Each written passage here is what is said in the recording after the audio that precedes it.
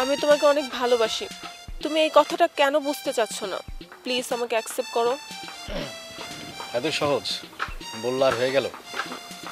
ভালোবাসা কথাটা সহজ, কিন্তু সেটা মেনে নেওয়া অনেক কঠিন, অনেক ভারী জিনিস। আমি সব কঠিন সলভ করতে পারবো, একটাবার বিশ্বাস করে দেখো। করলাম, তারপর? তারপর তুমি আর আমি দুইজনে একসঙ্গে থাকবো। বাহ, কি স্বপ্ন! কদিন ধরে দেখছো স্বপ্ন?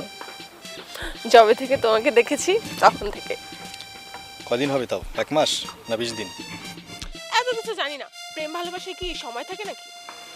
তা ঠিক বলছো, মানে ব্যাপারটা হচ্ছে এরকম যে শুরু হতে যদি 20 দিন লাগে, শেষ হতে তার ডিউরেশনটা অনেক কম লাগে আর কি।